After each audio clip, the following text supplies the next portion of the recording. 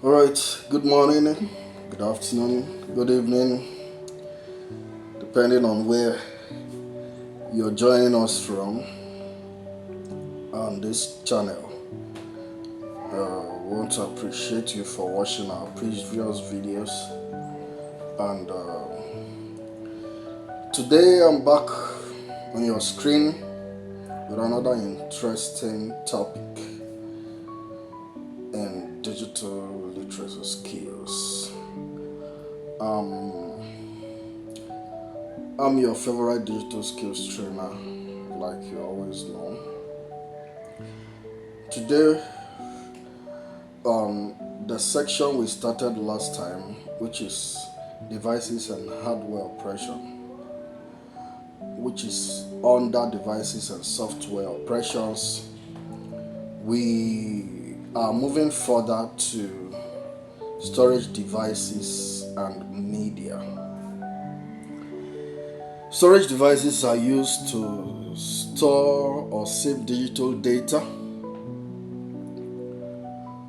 so it can be retrieved or used later. They may be built into a computer or a digital device, or they can be connected externally. So, what are the types of storage devices? We have the hard disk drives, what some of you may call the HDD. The HDD is called the hard disk drive.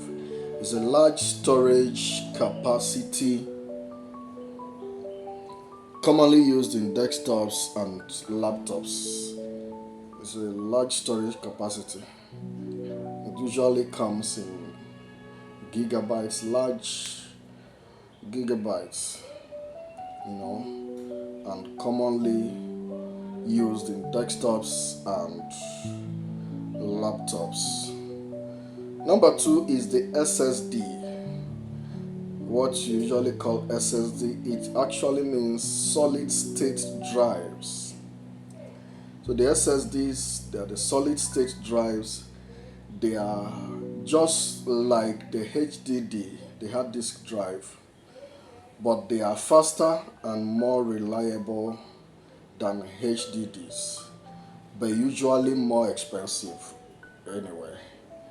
They are usually more expensive, but they are more reliable and they are faster to store and read data on it. Three type of storage device is the optical discs. The one we usually call the CDs, the DVDs, the Blu-ray discs, and others that look like it. They are used for storing media and software. The next is the USB flash drives. The USB flash drives. They are small portable devices for transferring and storing files. Small portable devices that are used for storing media and for storing and transferring files. And it is almost the most common storage device in our today's technology. Then we have the memory cards. Of course, I want to believe that you know what I mean by the memory cards. They are the small portable devices that are used for transferring and storing files as well. They are used in cameras, smartphones, and tablets as additional storage. They are used in smartphones, tablets, and other small portable devices for additional storage. And then we'll be talking about the cloud storage. The cloud storage, which is an online service such as Google Drive, OneDrive, or Dropbox which is usually used to save data or share files over the internet. They are usually used to share files to save data or information over the internet and can as well be retrieved through the internet. And it is assumed that the cloud storage is one of the most and the safest means of storage of digital files and softwares, being that as long as you have the login details to that storage, cloud storage, you can retrieve the files stored on the cloud or in the clouds at any time, any year, any day.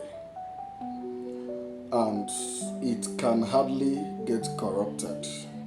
That's one of the advantages of using cloud storage. Now, there are factors to consider while choosing a storage device. There are factors to consider when you're choosing a storage device. First is the capacity. How much data can be stored on the storage device you want to use? The capacity, how much data can be stored. That's one thing to have in mind when choosing a storage device. Number 2 is speed. How fast can files be saved and retrieved on a particular storage device? How fast can files be read? Can files be stored or retrieved? Which is, we usually say how fast a file can be written or read.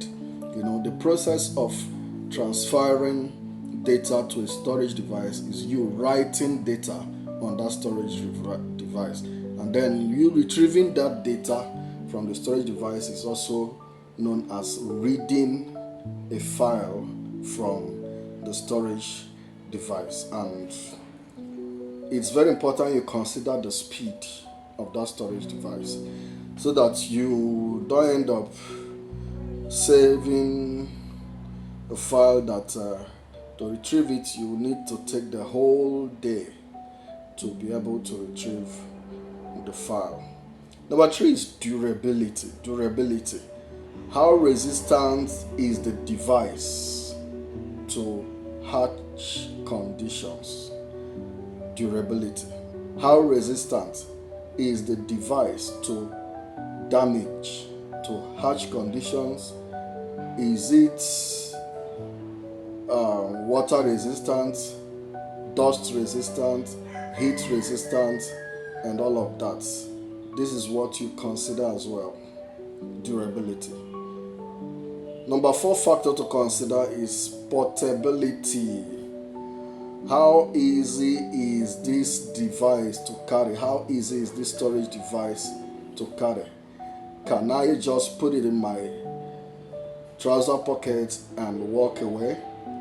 Or can I just put it in my suitcase and walk away? Or do I really need to carry something bigger? Consider its portability. How easy it is to carry and move about is one factor to consider. And then lastly, the costs. Very, very important. The costs, so that you know what you are going for. First, you consider the capacity. Second, you consider the speed. Third, you consider the durability. Fourth, you consider the portability. But you cannot avoid the costs. So you also consider the cost of the storage device you want to actually go for. So storage devices ensure that data is available when needed. and provide ways to back up important files securely. That is what storage devices does. They ensure that data is available when needed and provide ways to back up important files securely. Okay, so taking us further, we would be looking at powering and connecting devices. To power your device, a digital device, you have to know how that device should be powered on successfully. You have to know it because before a device could be used effectively, it must be powered on. A smartphone that is not on is more or less a toy in your hand. In fact, it's not even a toy. It's more or less useless because even some digital toys you may have to still power it on to be able to use that toy. So every digital device needs to be powered on before you can effectively put them to use. To power on a digital device, you have to press the power button until the device starts. Some devices like the smartphones and tablets may require that you press and hold the power button for a few seconds before it powers on. So, know which one that works with your device and work with it that way. Also, to power off, you may as well need to press and hold the power button of your device until the device powers off. Or you can use the shut down option from the operating system of your device, like the laptops or the computer. You may need to navigate to the shut down option on your operating system to be able to power it down off or shut it down completely. Or you can as well hold the power button down for a while until it goes into safe shutdown. So avoid turning off power suddenly. Avoid turning off power suddenly. It is very, very risky to turn off power all of a sudden because it may damage files or the hardware on your device. So ensure that you power off your device the way it should and the right way to be able to safeguard your device and also the softwares in your device to avoid damages. Now, charging. You have to connect laptops, tablets, or smartphones to a power source using the correct charger. Always use the correct charger when you are powering on a digital device or when you want to charge a digital device. Overcharging is usually prevented by modern devices which are installed in modern day smartphones, tablets, laptops, and other digital devices. But it is best to unplug when fully charged because some of these modern installations that prevent overcharging can as well be damaged by overcharging. So it's best you unplug when your device is fully charged to avoid other and further damages. So, connecting devices. Digital devices often connect to other hardwares to expand their use. There are devices you connect to digital devices. So connecting devices, digital devices often connect to other hardware to expand their use. So there are some devices you may need to connect to other device to be able to expand their use. For example, the peripheral connections like keyboards, your mouse or mice, the printers, All can be connected via USB ports, Bluetooth or wireless connections. You know, these are peripheral connections. It can be connected to your device externally to expand the use of that device. Also, display connections like like monitors and projectors, which are connected using the HDMI cord, the VGA cord, or through wireless display options. You know, these are ways of connecting display connections. Also, audio connections, we have the speakers, the headphones, which are connected through audio jacks, through Bluetooth, through USB.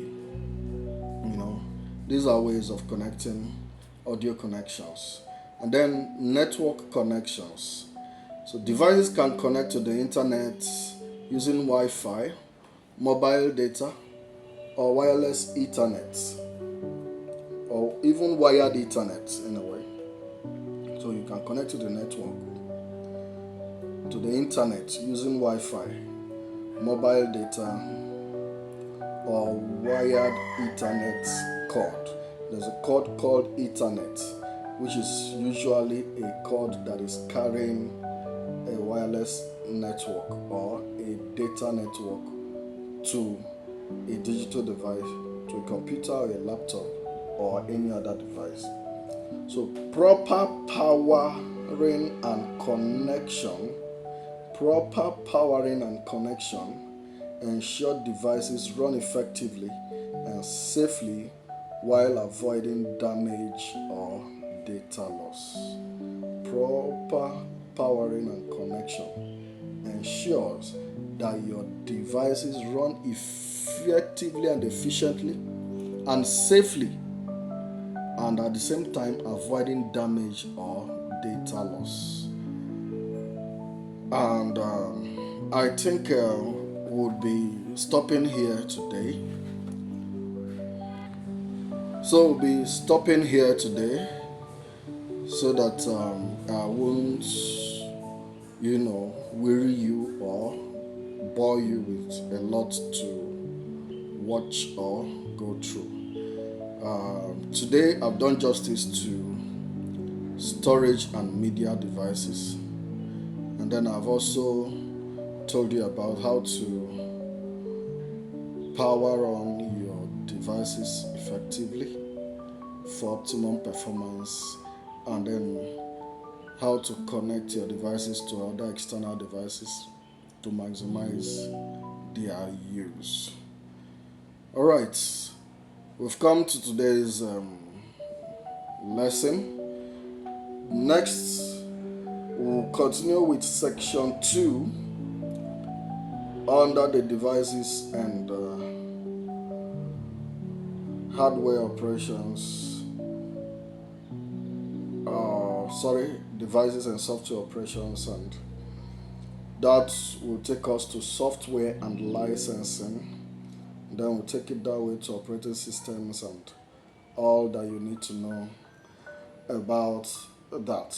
Remember, this is just the tip of the iceberg. We still have a whole lot to cover in this series, so don't touch that dial. We'll be back again with another interesting episode. Thank you for watching, and subscribe to our YouTube channel.